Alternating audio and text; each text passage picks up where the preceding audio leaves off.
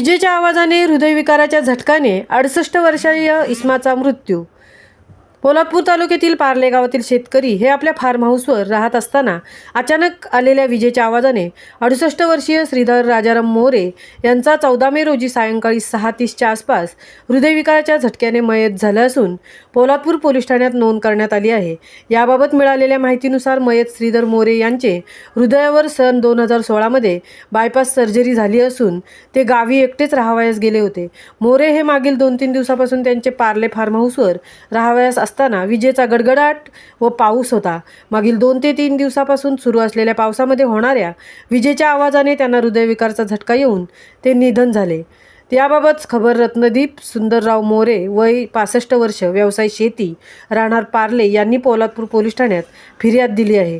पोलादपूर पोलिसांनी मू दाखल 68/2014 CRPC कलम 174 प्रमाणे दाखल करण्यात आला आहे।